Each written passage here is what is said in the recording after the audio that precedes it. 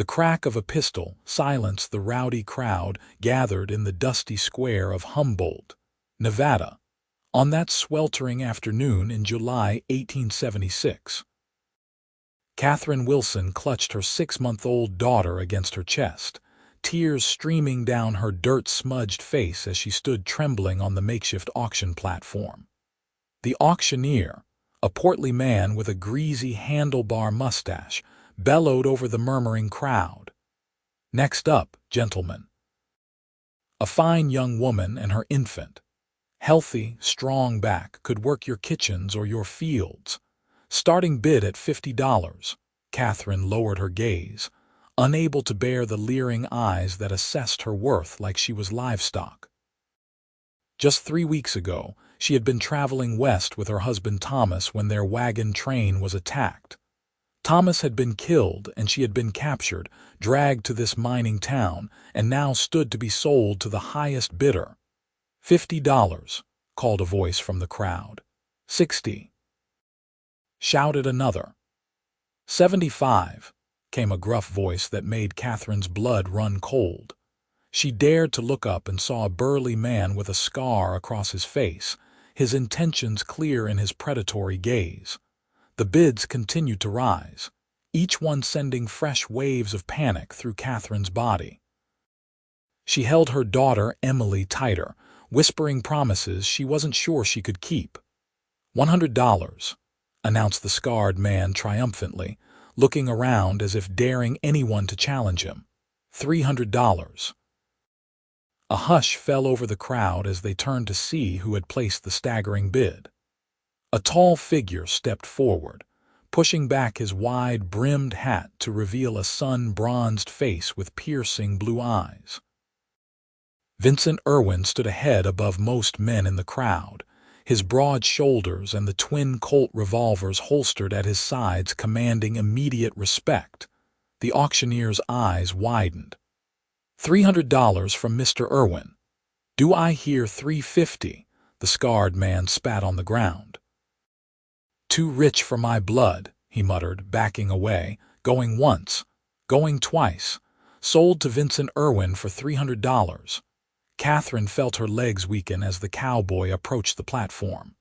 She had been sold, but to what fate? Would this man be any kinder than the others? Her daughter began to fuss, sensing her mother's distress. The auctioneer reached for the baby. "If you just want the woman, Mr. Irwin, we can arrange for the child to be. No one separates them," Vincent said, his voice quiet but carrying the weight of steel. "That's not why I'm here." He placed a leather pouch of coins in the auctioneer's hand and fixed him with a cold stare. The woman and her child, both of them. Catherine looked up, meeting Vincent's gaze for the first time. There was something in those blue eyes, not the hunger she'd seen in others, but something else she couldn't quite name. Vincent offered his hand to help her down from the platform. "Madam," he said simply. With trembling fingers, Catherine took his hand, clutching Emily to her chest with her other arm. His palm was rough with calluses but warm and steady. "My wagon's this way," he said, guiding her through the dispersing crowd. People stared, but Vincent's imposing presence seemed to keep them at bay. Catherine followed in stunned silence, her mind racing. Who was this man? What did he want with her and Emily? Was she trading one nightmare for another? They reached a well-maintained wagon with 2 strong horses. Vincent helped her up onto the seat, then climbed up beside her and took the reins. "Mr. Irwin," she finally managed, her voice hoarse from days of crying. "Why did you?" "Vincent," he corrected gently. "And I reckon no decent human being auctions off a mother and her baby." He clicked his tongue and the horses began to move. "My ranch is about 3 hours from town. You'll be safe there." Catherine clutched Emily closer, uncertain whether to believe him. "What do you expect from me?" Vincent kept his eyes on the road. "Nothing you don't want to give, madam." "My housekeeper could use some help, and there's a spare room in the house. The rest is up to you." As they left the town behind, Catherine watched the settlement shrink in the distance, the weight of her chains not quite lifted but somehow lighter than before. The baby in her arms had fallen asleep, her tiny fist wrapped around Catherine's finger. "My name is Catherine Wilson," she said quietly. "And this is Emily." Vincent nodded, the barest hint of a smile touching his lips. "Pleased to meet you both properly, Catherine and Emily Wilson." The wagon rumbled on, kicking up dust as they headed into the vast Nevada landscape, toward an uncertain future that somehow seemed less bleak than it had just an hour ago. The journey to Vincent's ranch passed mostly in silence. Catherine was exhausted, emotionally and physically drained from the ordeal of the past weeks. Emily slept soundly against her chest, and Catherine found herself nodding off as well, lulled by the steady rhythm of the wagon wheels. "Catherine," Vincent's gentle voice roused her. "We're here."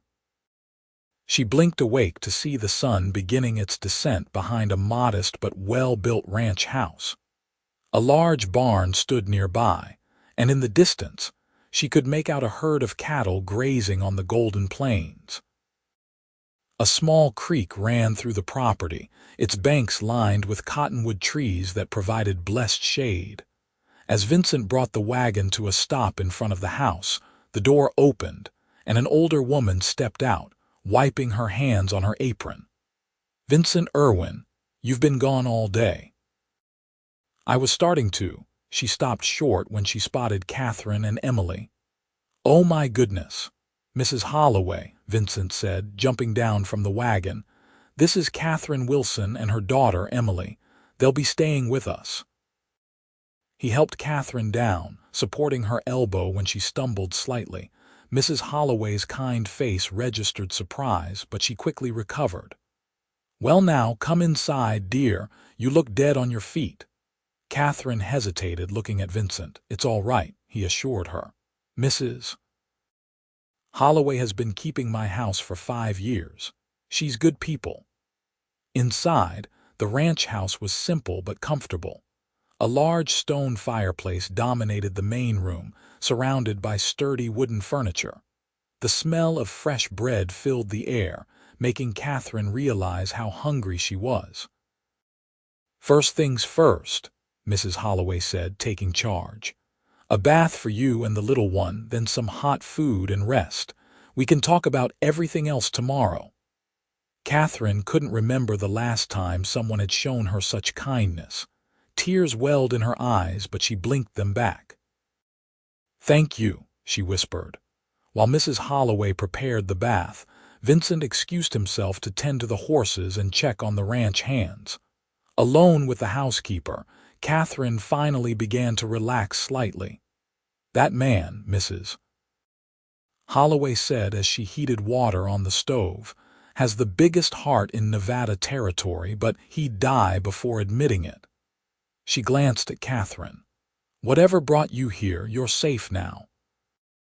After a warm bath that washed away weeks of grime and fear, Catherine dressed in clean clothes that Mrs. Holloway had found for her.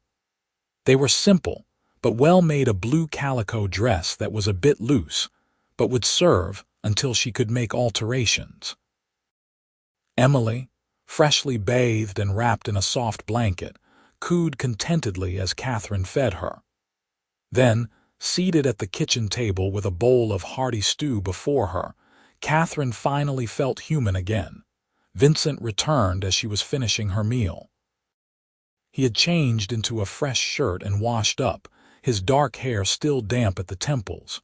He nodded at Catherine but addressed Mrs. Holloway. "Everything set for our guests. The room at the end of the hall is ready," the housekeeper confirmed. "I put in that cradle from the attic for the baby." Vincent's eyes flickered with something Catherine couldn't read. "Good. Thank you." Later, as Catherine settled Emily into the wooden cradle, she wondered about that cradle and why Vincent had it stored away. The room was small but comfortable, with a narrow bed, a chest of drawers, and a window that looked out over the creek. For the first time in weeks, she felt safe enough to truly sleep, but questions still plagued her. Why had this stranger spent so much money to rescue her? What would he expect in return? And how long would this sanctuary last? Morning came with the crowing of a rooster and the distant lowing of cattle. Catherine woke disoriented before remembering where she was. Emily was already awake, gurgling and kicking her legs in the cradle. After dressing and tending to Emily, Catherine ventured out to the kitchen, where she found Mrs. Holloway preparing breakfast. "Good morning, dear," the older woman greeted her. "Sleep well." "Better than I have in a long time," Catherine admitted. "Can I help?" "You sit and feed that beautiful baby. There'll be plenty of time for helping later."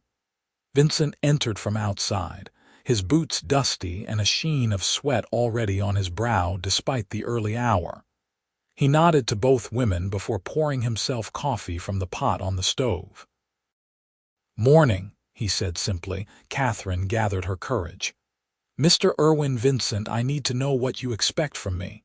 He looked at her over the rim of his coffee cup, those blue eyes unreadable. "Expect? You paid a lot of money yesterday. I need to know what you want in return." Vincent set his cup down. "I didn't buy you, Catherine. I paid to get you out of there. There's a difference." "But no buts. You're not obligated to me in any way." He ran a hand through his hair. "Look, my ranch needs help. Mrs. Holloway does what she can, but she's not as young as she used to be." The housekeeper snorted. "Watch yourself, Vincent Irwin." A small smile touched his lips. "If you want to earn your keep by helping around here, I'd be grateful, but it's your choice. When you're ready to move on, I'll help you get wherever you want to go." Catherine stared at him, searching for any sign of deception, but found none. "Why would you do this for strangers?" His expression darkened slightly. "Let's just say I've seen enough injustice to last a lifetime." He drained his coffee and stood. "I've got work to do. Take your time getting settled." After he left, Catherine turned to Mrs. Holloway. "Is he always like that?" The older woman chuckled. "Gruff as a bear with a thorn in its paw. Yes, that's our Vincent, but he means what he says. He doesn't make promises he can't keep." Over the next few days, Catherine gradually fell into the rhythm of ranch life. She helped Mrs. Holloway with cooking and cleaning, mended clothes, and even began to assist with some of the vegetable garden behind the house. Emily thrived in the peaceful environment, growing stronger each day. Catherine saw little of Vincent, who left at dawn and often returned after dark. When their paths did cross, he was unfailingly polite but maintained a certain distance. She learned from Mrs. Holloway that he had 5 ranch hands who lived in a bunkhouse near the barn, and that the ranch, while not the largest in the territory, was prosperous thanks to Vincent's hard work and smart management. One evening, about a week after her arrival, Catherine was sitting on the front porch, watching the sunset with Emily asleep in her arms. She heard the creak of the porch steps and turned to see Vincent approaching, his hat in his hands. "May I?" he asked, gesturing to the empty chair beside her. She nodded, suddenly conscious of how her heart had started beating faster. Vincent sat down, stretching his long legs out in front of him.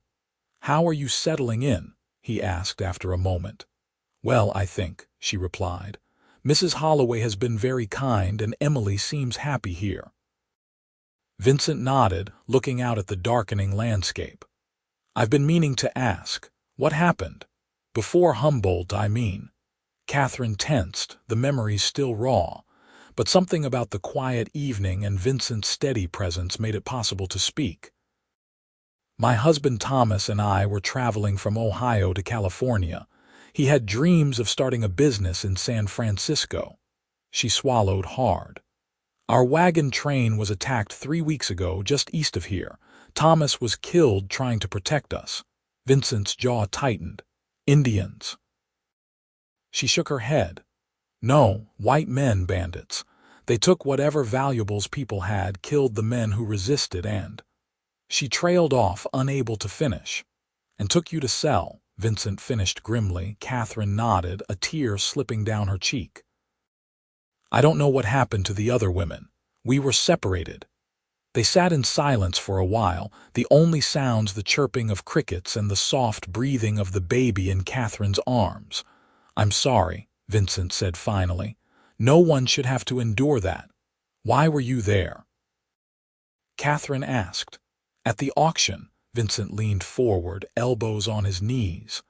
I heard rumors in town about women being sold, couldn't stand by and do nothing. He glanced at her. I didn't go planning to bring anyone back, but then I saw you and that little one.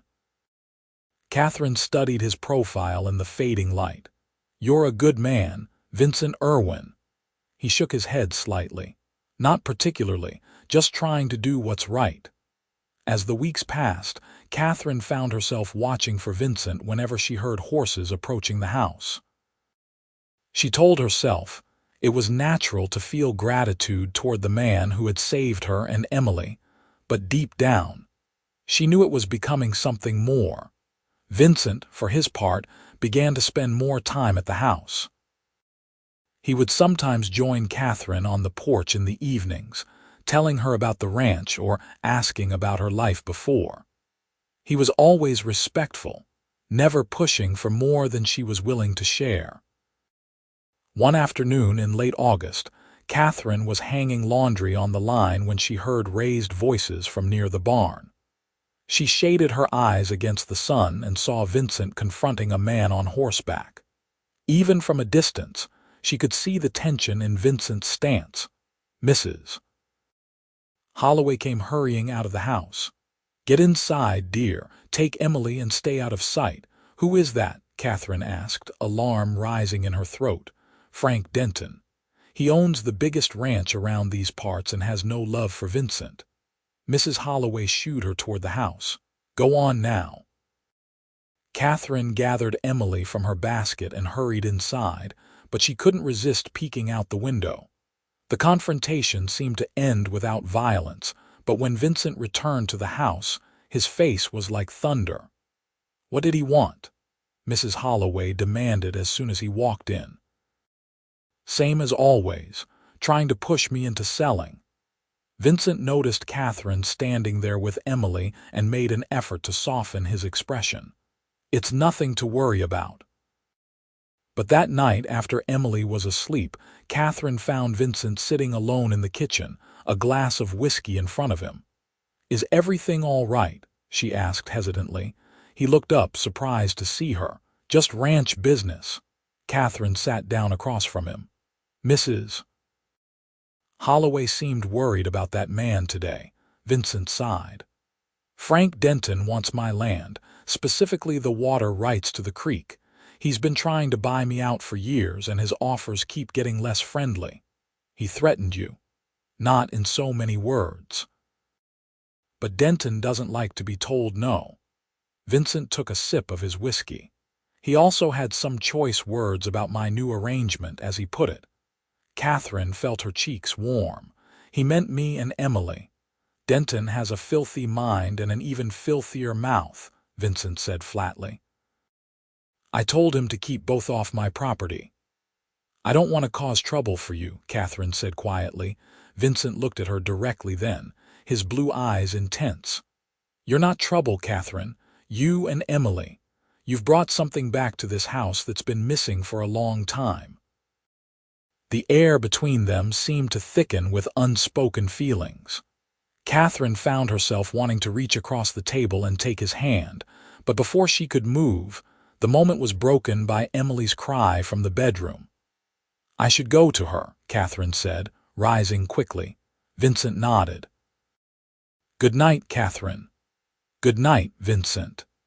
As summer gave way to fall, Catherine became an integral part of ranch life. She had taken over much of the cooking from Mrs. Holloway, whose arthritis was troubling her more as the weather cooled. The older woman instead focused on teaching Catherine how to preserve the garden's bounty for the coming winter.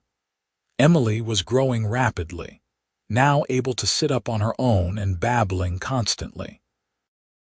Vincent had surprised Catherine by carving a set of wooden toys for the baby: a horse, a cow, and a little wagon that Emily loved to mouth and bang on the floor. One crisp October morning, Vincent asked Catherine if she would ride with him to check on a section of fencing on the far side of the property. "What about Emily?" she asked, torn between wanting to go and concern for her daughter. Mrs. Holloway said she'd be delighted to have some time with her little sunshine, Vincent replied with a small smile. Catherine hadn't been on a horse since the attack on the wagon train, and she was nervous as Vincent helped her mount the gentle mare he had chosen for her. His hands were warm and strong on her waist, lingering perhaps a moment longer than necessary. They rode side by side across the ranch, the landscape painted in autumn colors. Vincent pointed out landmarks and told stories about how he had come to own this land 5 years ago, after working as a cowhand since he was 16. "It wasn't much when I bought it," he admitted. "The previous owner had let it run down. Took a lot of work to make it profitable again." "You've done an amazing job," Catherine said sincerely. "It's a beautiful place." They stopped to rest by the creek, letting the horses drink while they sat on a fallen log. A comfortable silence fell between them, broken only by the gurgling water and the occasional call of a bird. "Can I ask you something personal?" Catherine finally said. Vincent nodded, his hat pushed back on his head. "The cradle you had for Emily, whose was it?" A shadow crossed his face, and for a moment Catherine regretted her question. But then he spoke, his voice low. "My wife Sarah and I had a son. He lived less than a day." Vincent stared at the creek. "Sarah didn't survive the birth either." Catherine's heart ached for him. "I'm so sorry, Vincent. It was 3 years ago. I should have gotten rid of the cradle, but I couldn't bring myself to do it." He glanced at her. "I'm glad it's being used again." Impulsively, Catherine reached out and took his hand. Vincent looked surprised but didn't pull away. His fingers closed around hers, warm and reassuring. "Thank you for telling me," she said softly. The ride back to the ranch was quieter, both lost in their own thoughts. But something had shifted between them, a barrier lowered. That evening, as Catherine was putting Emily to bed, she heard the sound of horses approaching at speed. Vincent's voice called out sharply, followed by the sound of running boots. Catherine hurried to the front of the house to find Vincent giving urgent instructions to 2 of his ranch hands. "What's happening?" she asked, alarmed. Vincent turned to her, his face grim. "Fire at the north pasture." "Looks deliberate." He grabbed his hat. "Stay here with Emily and Mrs. Holloway. Lock the doors." Before she could respond, he was gone, riding hard with his men toward a plume of smoke visible on the horizon. The hours that followed were some of the longest of Catherine's life. She paced the floor, jumping at every sound, checking on Emily repeatedly even though the baby slept peacefully. Mrs. Holloway tried to reassure her. "Vincent knows what he's doing. This isn't the first trouble he's faced." "You think it was Denton?" Catherine asked. The older woman's lips thinned. "Who else? Man's been trying to drive Vincent off this land for years, but burning pasture, that's crossing a line." It was well past midnight when they heard horses returning. Catherine rushed to the door to see Vincent dismounting, his face and clothes smudged with smoke and ash. "The fire's out," he reported wearily as he came inside. "We lost about 10 acres of grazing land, but no cattle, thank God." "You're hurt," Catherine gasped, noticing blood on his hand. Vincent glanced down as if surprised. "It's just a cut." Branch snapped back while we were clearing a fire break. Catherine insisted on cleaning and bandaging his hand, despite his protests that it was nothing. As she worked, their eyes met, and something electric passed between them. Vincent's breath caught and Catherine felt her pulse quicken. "Catherine," he said, his voice rough. A knock at the door startled them both. One of the ranch hands stood there, hat in hand. "Sorry to interrupt, boss, but we found something you should see." Vincent reluctantly pulled his hand from Catherine's grasp. "I'll be right there." He looked back at her. "Get some rest. We'll talk tomorrow." But the next day brought more trouble. The sheriff from Humboldt rode out to investigate the fire, and evidence pointed clearly to arson. Without witnesses, however, there was little he could do. "Be careful, Vincent," the sheriff warned as he prepared to leave. "Denton has powerful friends in the territorial government." Catherine overheard this conversation from the porch, where she was shelling peas with Emily playing beside her. A cold fear settled in her stomach. Had she and Emily brought this trouble to Vincent's door? That night, after everyone else had gone to bed, Catherine found Vincent sitting on the porch steps, a rifle across his knees. She settled beside him, wrapping a shawl around her shoulders against the cool night air. "You should be sleeping," he said without looking at her. "So should you," she countered. They sat in silence for a moment before she gathered her courage. "Vincent, if Emily and I are putting you in danger by being here, stop," he interrupted, turning to face her. "This isn't about you and Emily. Denton was causing trouble long before you arrived. But Mrs. Holloway said he made comments about me. Denton will use any excuse." Vincent's jaw tightened. "The truth is he wants this land, and he doesn't care how he gets it. Having you and Emily here just gives him one more thing to run his mouth about." Catherine studied his profile in the moonlight. "I don't want to leave," she admitted softly. Vincent's expression softened. "Good, because I don't want you to go." Their eyes held, and Catherine felt that same electricity from the previous night. Vincent slowly reached out, his fingers brushing a strand of hair from her face. His touch was gentle, almost reverent. "Catherine," he murmured, "I never expected to feel this way again after Sarah. I told myself that part of my life was over." Her heart hammered in her chest. "And now I find myself thinking about the future again, a future that includes you and Emily if you'll stay." Catherine couldn't speak past the lump in her throat. Instead, she leaned forward and pressed her lips to his.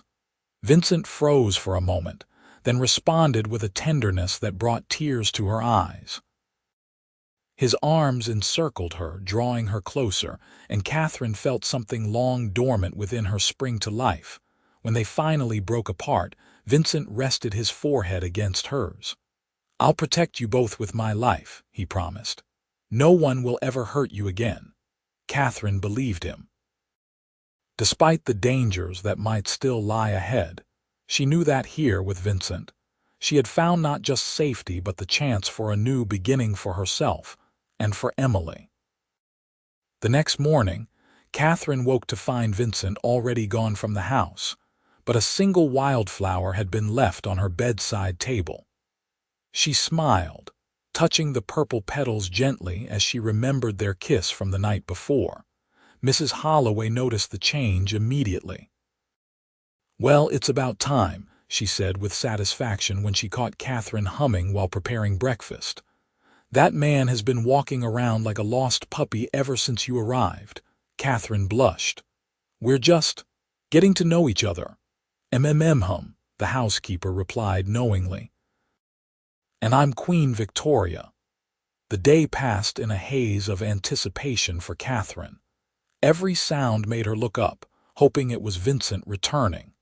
When he finally did come back in the late afternoon, his eyes sought her out immediately, and the smile they shared across the room made Mrs. Holloway chuckle under her breath. After dinner, they walked together along the creek, Emily bundled warmly against Catherine's chest.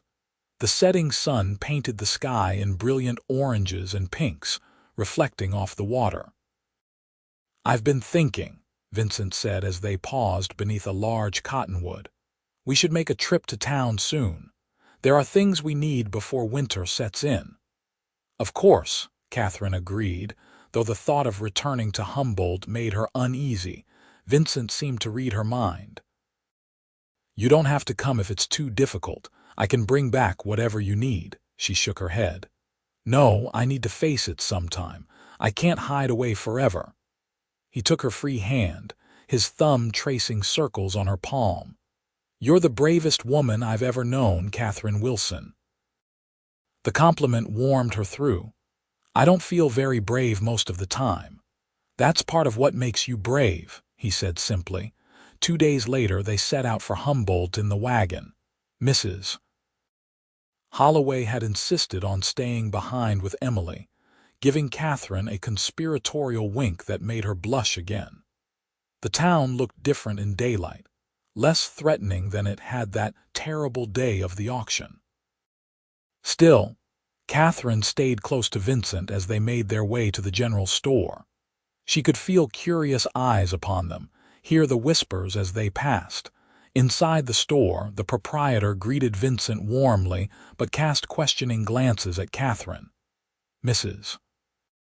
Wilson is staying at my ranch," Vincent explained simply, his tone discouraging further questions.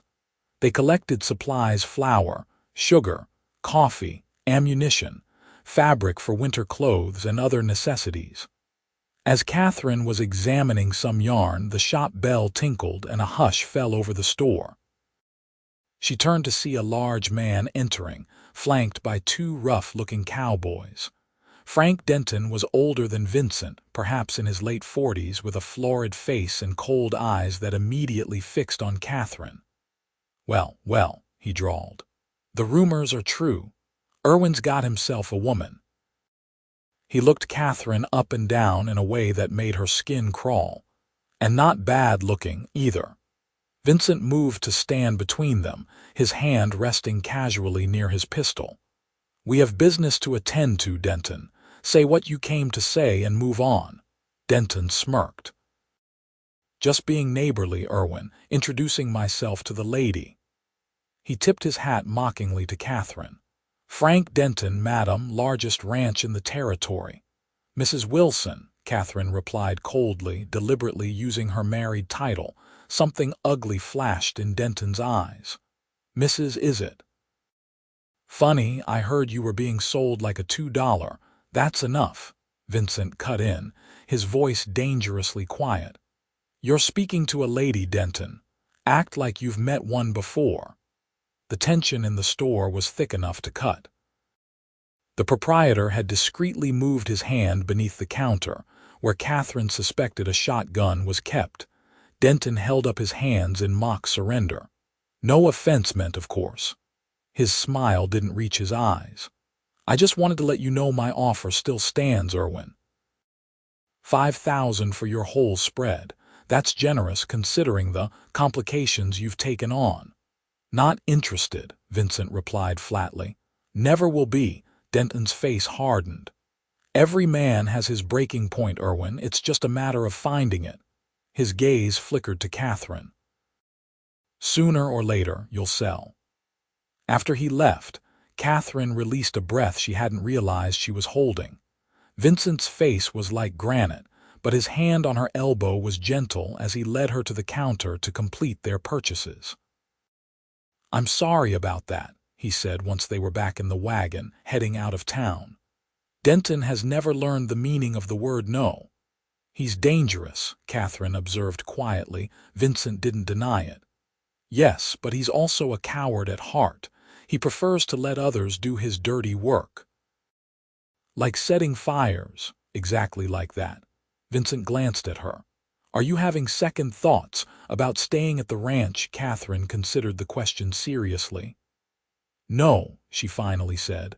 "I'm scared, I won't lie about that, but I've spent enough of my life running from fear." She reached over to take his hand. "Whatever comes, we'll face it together." The look Vincent gave her then was filled with such tenderness that it took her breath away. "Together," he agreed. That night, after they returned to the ranch and Emily was asleep, Vincent and Catherine sat before the fireplace, their shoulders touching as they talked quietly about the future. About making the ranch more profitable, about the improvements Vincent wanted to make to the house, about Emily growing up strong and free in this wild, beautiful country. "There's something else I've been wanting to ask you," Vincent said, his voice suddenly hesitant. "It might be too soon, but—" Catherine's heart skipped. "Yes." Vincent took her hands in his. "I know you're still grieving Thomas, and I'd never want to rush you, but I want you to know that when you're ready, if you'd consider. That is, I'd be honored if someday you might think of me as more than just your protector." Catherine felt tears spring to her eyes, but they were tears of happiness. "Vincent Irwin, are you asking to court me properly?" A slow smile spread across his face. "I suppose I am at that." "Then my answer is yes," she said softly. "I'd like that very much." Their kiss was tender at first, then deepened with a passion that surprised them both. Catherine felt herself responding to Vincent in ways she had never expected to feel again after losing Thomas. When they finally broke apart, both were breathing heavily. "We should probably say good night," Vincent said reluctantly, his eyes still dark with desire. Catherine nodded, equally reluctant but knowing it was the right choice. They had time. There was no need to rush what was growing between them. As November arrived, bringing with it the first frosts, life on the ranch settled into a comfortable routine. Vincent had hired 2 more hands to help with winter preparations, and had instructed all his men to keep a sharp eye out for any signs of trouble from Denton's direction. Catherine had thrown herself into making the ranch house more of a home. She sewed new curtains for the windows, knitted warm blankets, and filled the rooms with small touches that made the place feel lived in and loved. Vincent watched her transformations with obvious pleasure, occasionally bringing her wildflowers or interesting stones he found while riding the property. Their courtship progressed slowly but steadily. Vincent was always a gentleman, never pushing for more than Catherine was ready to give. They stole kisses in the kitchen, held hands during evening walks, and shared their dreams and fears in quiet conversations after Emily was asleep. For her part, Emily had become completely attached to Vincent. She would squeal with delight when he entered a room, reaching out her little arms to be picked up. Vincent obliged her every time, his face softening in a way that made Catherine's heart swell. "She loves you," Catherine remarked one evening as Vincent bounced the baby on his knee. "The feeling is mutual," he replied, tickling Emily's tummy to make her giggle. He glanced up at Catherine. "She reminds me of how precious life is, how much I missed by shutting myself away after Sarah died." Catherine sat beside them, resting her head on Vincent's shoulder. "We've both been given a second chance, haven't we?" "We have," he agreed. "And I don't intend to waste it."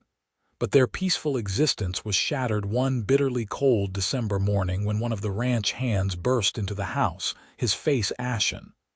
"Boss, come quick, the south barn is on fire." Vincent was on his feet instantly. "Get the men and the water wagon. Catherine, stay here with Emily and Mrs. Holloway." The fire was visible from the house, flames leaping high into the dawn sky. Catherine watched in horror as Vincent and his men fought desperately to contain the blaze, forming a bucket line from the creek to douse the surrounding structures and prevent the fire from spreading.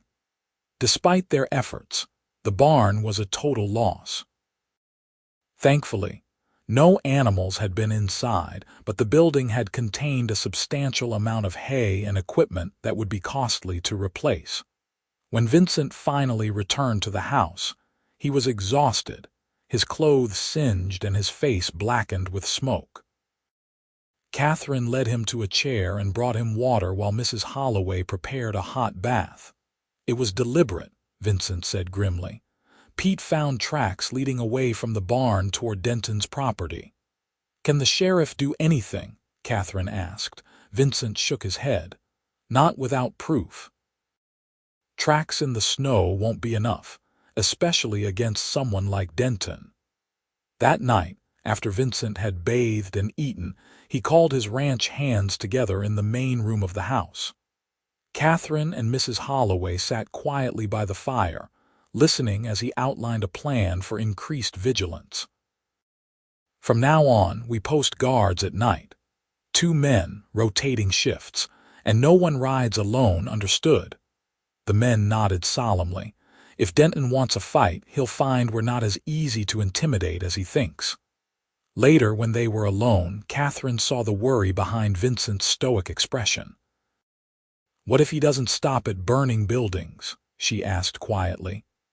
"What if next time—" "I won't let it come to that," Vincent promised, pulling her into his arms. "I've sent word to some friends in the territorial capital. Denton may have connections, but so do I. His days of operating with impunity are coming to an end." Catherine wanted to believe him, but fear had taken root in her heart. That night, she dreamed of flames surrounding the house, of Emily crying, of Vincent calling out to her through the smoke but remaining just beyond reach. She woke gasping, relief washing over her when she saw Emily sleeping peacefully in her cradle. Unable to return to sleep, Catherine wrapped herself in a shawl and padded quietly to the kitchen for some water. To her surprise, Vincent was there, sitting at the table, a cup of coffee cooling before him. He looked up when she entered, the lines of worry on his face softening at the sight of her. "Couldn't sleep?" he asked. She shook her head, moving to stand behind him and placing her hands on his shoulders. Vincent sighed, leaning back against her. "I keep thinking about what could have happened if the fire had spread to the house," he admitted. Catherine bent down to press her cheek against his. "But it didn't. You stopped it. This time." His hand came up to cover hers. "Catherine, I've been thinking. Maybe you and Emily should go to my sister's place in California just until this situation with Denton is resolved." Catherine stiffened. "You want us to leave?" "I want you to be safe," he corrected, turning to face her. "If anything happened to you or Emily because of my feud with Denton." "This is our home now," Catherine said firmly. "Emily's and mine. We're not running away." She knelt beside his chair, taking his hands in hers. "Whatever comes, we face it together. Remember," Vincent's eyes searched hers, and whatever he saw there seemed to reassure him. "Together," he agreed finally. The days that followed were tense but uneventful. The increased security measures seemed to deter further attacks, and there were no sightings of Denton's men near the property. Slowly, as Christmas approached, the atmosphere at the ranch began to lighten. Catherine threw herself into preparations for the holiday, determined to make it special for Emily's first Christmas, and to bring some joy back into their lives after the recent troubles. She baked cookies with Mrs. Holloway, fashioned simple decorations from pine cones and ribbons, and even convinced Vincent to help her cut a small pine tree to place in the main room. Vincent, seeing her enthusiasm, rode all the way to Carson City to bring back special gifts: a doll with a porcelain face for Emily, a beautiful shawl for Catherine, and a bottle of fine brandy to share on Christmas Eve. The holiday itself dawned clear and cold, with fresh snow blanketing the landscape. Catherine woke to find Vincent already up, building a roaring fire in the main room and setting out the gifts beneath the decorated tree. "Merry Christmas," he said, his eyes warm as he took in the sight of her in her nightgown and robe, Emily balanced on her hip. "Merry Christmas," she replied, smiling as he crossed the room to kiss her softly. Emily babbled happily, reaching for Vincent, who took her in his arms and spun her around, making her squeal with delight. Mrs. Holloway emerged from her room, clucking approvingly at the scene before her. "Well now, isn't this a pretty picture?" she said. "Like a proper family." The words hung in the air, filling Catherine with a mixture of joy and wistfulness. Yes, they had become like a family in these past months, but would they ever truly be one? The answer came later that evening, after a festive dinner with all the ranch hands, who had brought small gifts for Emily and treated Catherine with the respectful affection of brothers. As the men returned to the bunkhouse, and Mrs. Holloway retired to her room, Vincent asked Catherine to join him for a walk in the moonlight. "It's freezing out there," she protested, laughing. "Just for a few minutes," he urged. "I want to show you something." Bundled in their warmest clothes, they stepped out into the crisp night air. The full moon reflected brilliantly off the snow, turning the landscape into a silver wonderland. Vincent led her to the large cottonwood by the creek, now bare of leaves but majestic in its winter dress of snow and ice. "This is my favorite spot on the whole ranch," he told her. "I used to come here to think, especially after Sarah died. It was peaceful." Catherine squeezed his hand in understanding. "But lately," he continued, "I've been coming here to think about the future instead of the past." He turned to face her, taking both her hands in his. "Catherine, these past months with you and Emily have been the happiest I can remember. You've brought life back to this ranch and to me." Catherine's heart began to race as Vincent reached into his coat pocket and pulled out a small box. "I know it hasn't been long," he said, his voice husky with emotion, "but I've never been more certain of anything in my life." He opened the box to reveal a simple gold ring with a small diamond. "Catherine Wilson, would you do me the extraordinary honor of becoming my wife?" Tears sprang to Catherine's eyes, freezing on her lashes in the cold air. "Yes," she whispered, then louder. "Yes, Vincent, yes." He slipped the ring onto her finger, then gathered her into his arms, kissing her with a passion that warmed her through despite the winter chill. When they finally broke apart, both were breathless and grinning like children. "When?" she asked, admiring the ring on her finger. "As soon as you're ready," Vincent replied. "Spring, perhaps, when the wildflowers bloom." "Spring sounds perfect," she agreed, her heart so full she thought it might burst. They returned to the house hand in hand, their future stretching before them like the endless Nevada sky. But fate had one more test in store for them. 3 days after Christmas, the sheriff from Humboldt rode up to the ranch house, his expression grave as Vincent went out to meet him. Catherine watched from the window, her happiness turning to dread as she saw Vincent's posture stiffen. When he came back inside, his face was a mask of controlled anger. "What is it?" she asked, already fearing the answer. "Denton's filed a legal claim against my water rights," Vincent said, pacing the floor. "He's claiming the creek that runs through my property actually belongs to him, based on some old survey that's conveniently just turned up." "Can he do that?" "He can try," Vincent said grimly. "The sheriff says there's to be a hearing in Carson City next week. I have to go defend my claim." Catherine felt a chill that had nothing to do with the winter weather.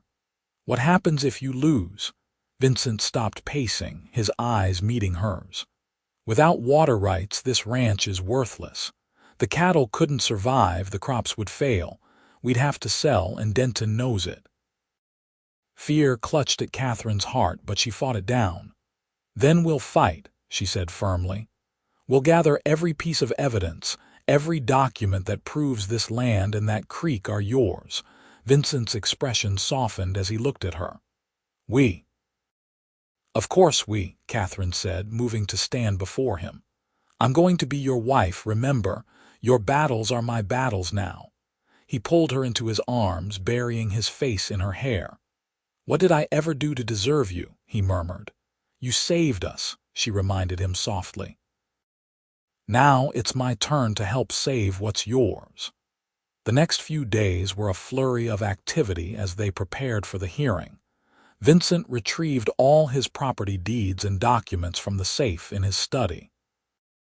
Catherine helped him organize them, surprised to discover she had a head for legal details, a skill her father, a small-town lawyer back in Ohio, had apparently passed on to her. "Look at this," she said on the evening before their departure for Carson City, pointing to a clause in the original deed. It specifically mentions the creek as being included in the property boundaries, with full water rights granted to the owner in perpetuity. Vincent leaned over her shoulder to read where she was pointing. "You're right," he said, excitement creeping into his voice. "And the date on this predates any claim Denton could possibly make." Catherine turned to face him, her eyes bright with determination. "We're going to win this, Vincent." His answering smile was like the sun breaking through clouds. "With you by my side, I believe we will." The journey to Carson City was long and cold, but they made it safely, checking into a modest hotel the night before the hearing.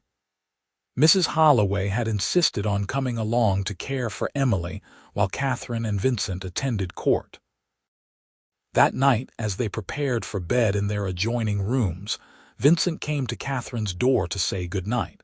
She was brushing her hair, sitting before the small mirror in her nightgown and robe. "You should get some rest," he said, lingering in the doorway. "Tomorrow will be a long day." Catherine set down her brush and turned to face him. "I'm too nervous to sleep." Vincent crossed the room to kneel beside her chair, taking her hands in his. "Whatever happens tomorrow, we'll face it together. If the worst comes to pass and we lose the ranch, we'll start over somewhere else." "But you love that land," Catherine protested.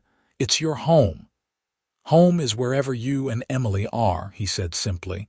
"The ranch is just land and buildings.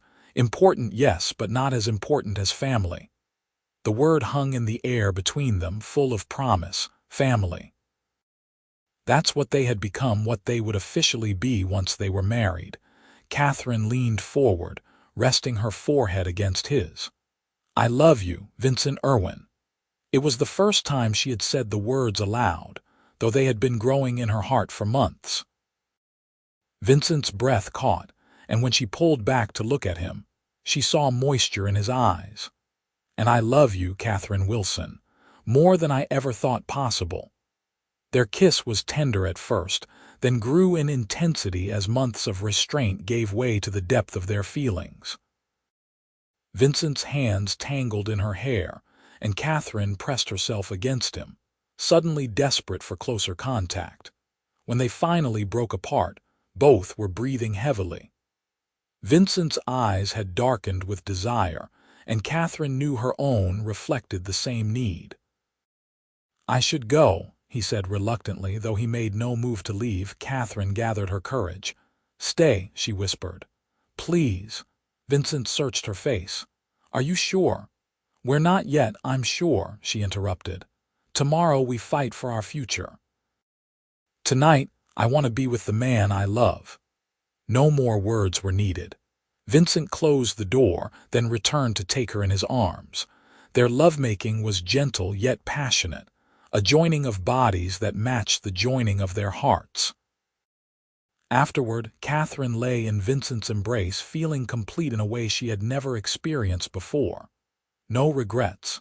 Vincent asked softly, stroking her hair. "None," she assured him, pressing a kiss to his chest, right above his heart. "This feels right, like it was always meant to be." The next morning they dressed in their finest clothes and headed to the territorial courthouse. The building was imposing, with its high ceilings and polished wooden benches. Frank Denton was already there, surrounded by expensive-looking lawyers. He smirked when he saw Vincent and Catherine enter. The hearing proceeded formally, with both sides presenting their evidence.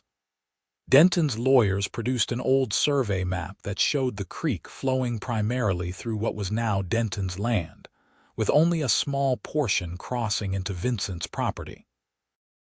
They argued that this gave Denton senior water rights.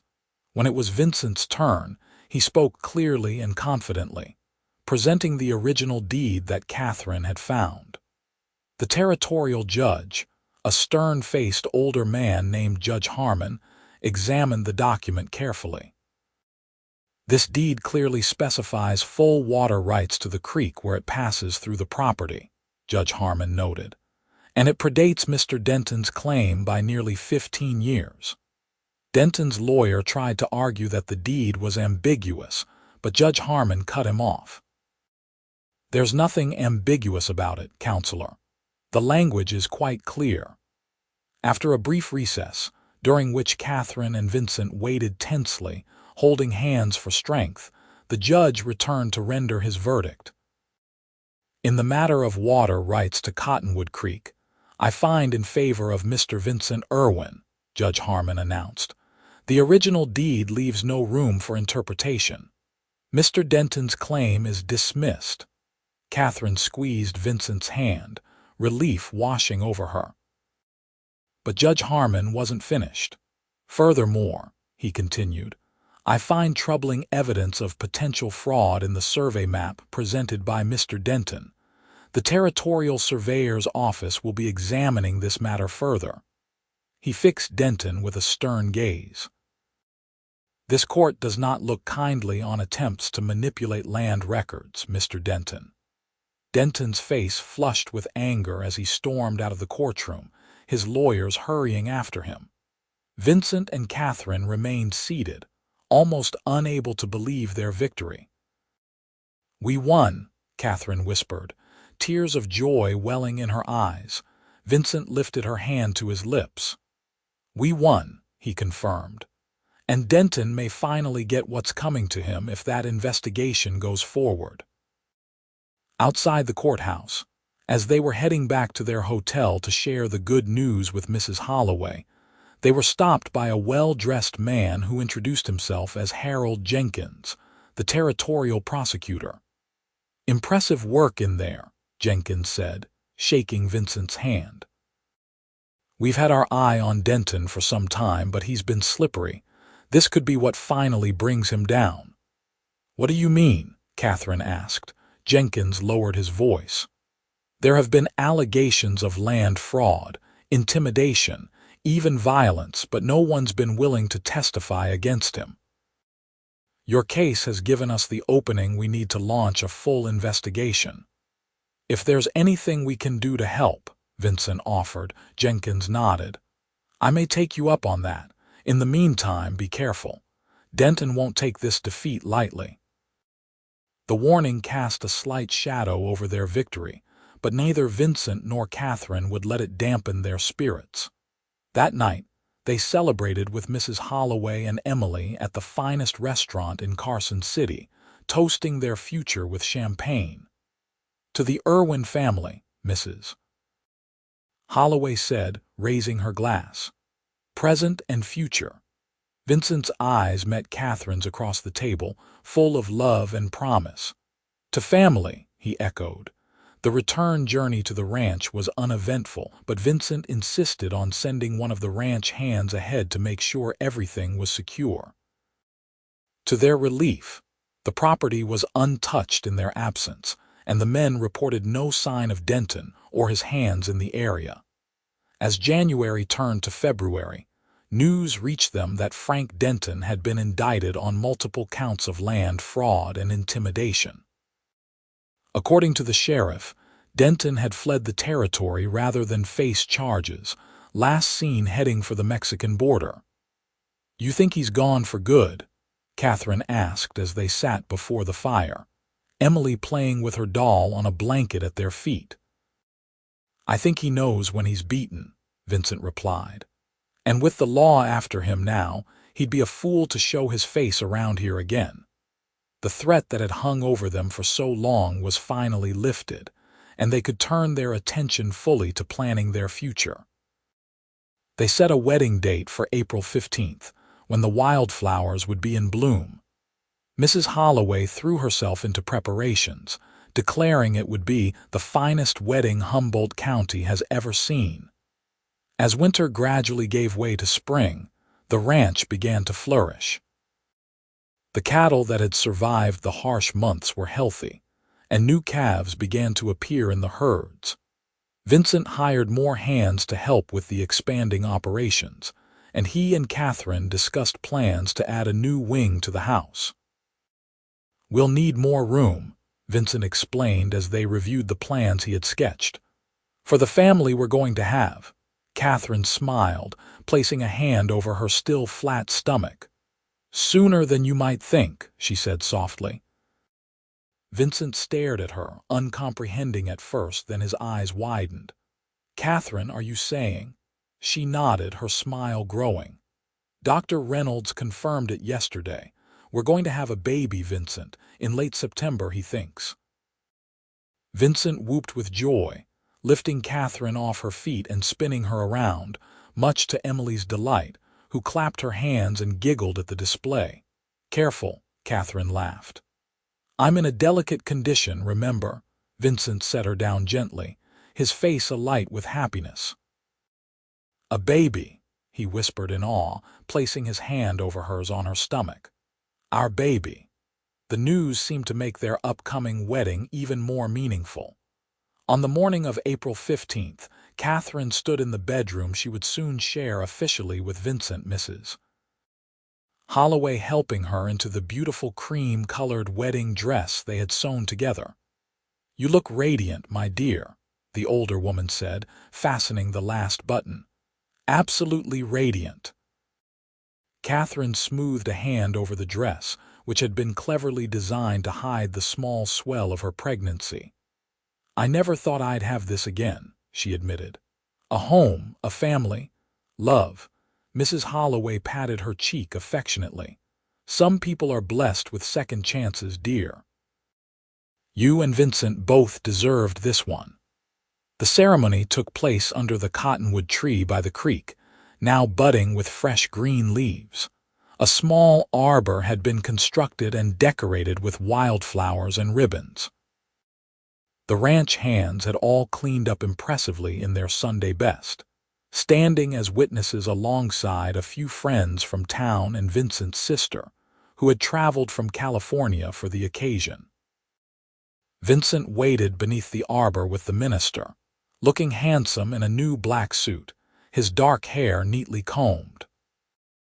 When Catherine appeared, walking toward him with Emily in her arms, the little girl now toddling but not yet steady enough for the important walk, his face lit up with such love that tears sprang to Catherine's eyes. Their vows were simple but heartfelt, promises to love, honor, and cherish each other through all the joys and challenges life might bring. When the minister pronounced them husband and wife, Vincent kissed her with tender passion, and the small gathering erupted in cheers. The celebration afterward was joyous, with food, music, and dancing lasting well into the evening. As the sun began to set, casting golden light over the ranch, Vincent found Catherine sitting on the porch, watching Emily play with Vincent's sister. Mrs. Irwin, he said, savoring the sound of her new name as he sat beside her. Happy, completely, she assured him, leaning against his shoulder. I never imagined my life could turn out this way, especially after everything that happened. Vincent's arm tightened around her. When I saw you on that auction platform with Emily in your arms, something inside me changed. I knew I had to protect you both, but I never expected to find my heart again in the process. Catherine turned her face up to his. Do you remember what you said that day? No one separates you. Those words gave me the first hope I'd felt in weeks. And now no one will ever separate us, Vincent promised, sealing the vow with a kiss. As twilight deepened into night, the guests gradually departed, leaving the newlyweds to begin their life together officially. Vincent carried Emily, now sound asleep, to her room which adjoined their own. They tucked her in together, both placing a gentle kiss on her forehead. She's growing so fast, Catherine whispered as they watched the sleeping child. Soon she'll have a brother or sister to play with, Vincent reminded her, his hand resting lightly on her stomach. Our family is just beginning, Catherine. In their own room, lit only by moonlight streaming through the window, they came together as husband and wife, their love deeper now for all they had endured and overcome together. Later, as Catherine lay in Vincent's arms, She thought about the journey that had brought her to this moment, the tragedy that had seemed like the end of her world, but had ultimately led her to a new beginning, a new love, a new family. "What are you thinking about?" Vincent murmured, his fingers trailing lazily along her arm. "About fate," she replied. "How sometimes the worst moments of our lives can lead us to the best ones if we're brave enough to keep going." Vincent pressed a kiss to her temple. "I think we've both proven we're brave enough for whatever comes next." The months that followed were the happiest of Catherine's life. Spring blossomed into summer, and the ranch prospered under their joint care. Vincent had officially adopted Emily, who now called him Papa with adorable enthusiasm. The little girl was thriving, growing more adventurous and talkative each day. Catherine's pregnancy progressed smoothly, her belly growing rounder as the baby within grew stronger. Vincent was an attentive husband, insisting she rest when needed and taking on some of her duties around the ranch house when she became too unwieldy to manage them comfortably. In late September, just as the first leaves were beginning to turn golden, Catherine went into labor. The midwife from Humboldt was summoned, along with Dr. Reynolds as a precaution. Vincent paced anxiously outside the bedroom door, memories of Sarah's difficult delivery haunting him despite Catherine's healthy pregnancy. After several hours of labor, a lusty cry announced the arrival of their son. Dr. Reynolds himself came to the door to invite Vincent in, assuring him that both mother and child were doing well. Vincent entered the bedroom to find Catherine propped up on pillows, her face tired but radiant as she cradled their newborn son. She looked up as Vincent approached, her smile so full of love it took his breath away. "Come meet your son," she said softly. Vincent sat carefully on the edge of the bed, overcome with emotion as he gazed at the tiny, perfect face of his child. "He's beautiful," he whispered, gently touching the baby's cheek, "just like his mother." "I thought we might name him Thomas Vincent," Catherine suggested, "to honor both the past and the present." Vincent's eyes met hers, understanding the significance of the gesture. "Thomas Vincent Irwin," he repeated. "It's perfect." Mrs. Holloway soon arrived with Emily, who was wide-eyed with curiosity about her new brother. Vincent lifted her onto the bed, helping her to safely see and touch the baby. "Baby?" Emily asked, patting Thomas gently on his blanket-wrapped foot. "That's right, sweetheart," Catherine confirmed. "This is your brother, Thomas." "My brother," Emily repeated, clearly pleased with this new addition to her world. As Vincent sat surrounded by his family, Catherine, Emily, and now little Thomas, he felt a sense of completeness he had never imagined possible after losing Sarah. Life had given him a second chance at happiness, and he silently vowed to cherish every moment of it. Epilogue: 5 years later, the spring roundup of 1882 was just finishing as Vincent rode back toward the ranch house, tired but satisfied with the season's work. The Irwin Ranch had grown substantially in the past 5 years, now one of the most successful cattle operations in Nevada territory. As he crested the hill that overlooked their property, Vincent paused to take in the view. The house had been expanded twice, now a sprawling, comfortable home that somehow managed to remain warm and inviting despite its size. The barns and outbuildings were all in excellent repair, the fields green with new growth. But it was the figures in the front yard that drew his attention and quickened his pace. Catherine sat on a blanket beneath the old oak tree they had planted shortly after their wedding, now growing tall and strong. Beside her, 5-year-old Thomas was showing his younger sister, 3-year-old Sarah, how to make chains from wildflowers.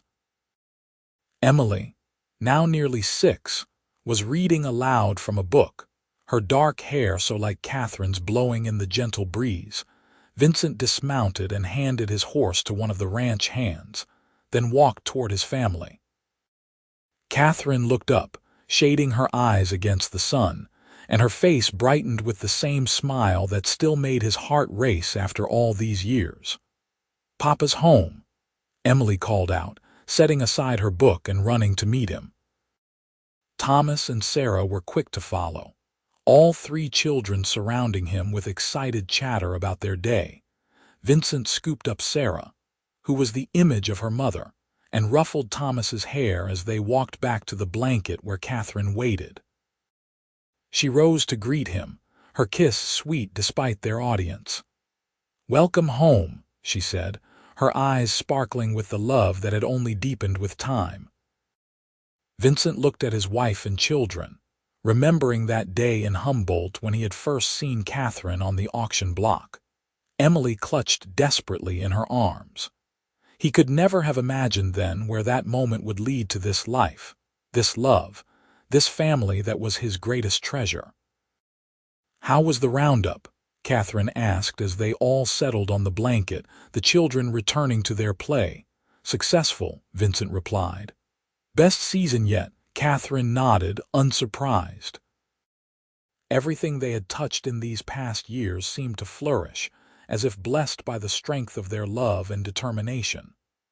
"I have news," she said, a mysterious smile playing at her lips.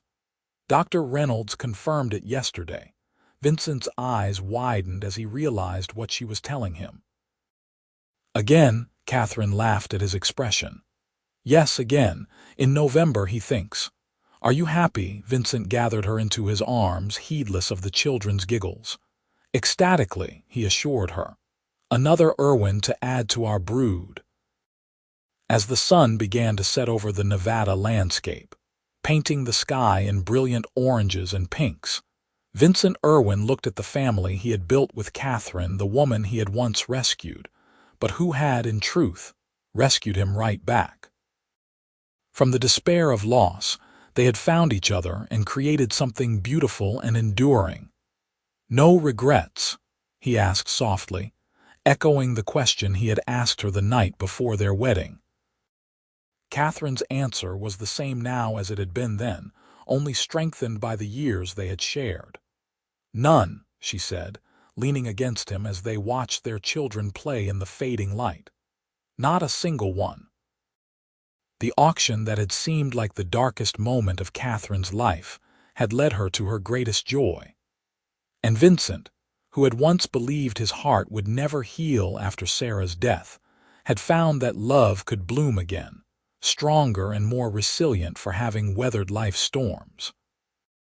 Together, they had built not just a ranch but a home, a place where love was the foundation and family the greatest treasure of all.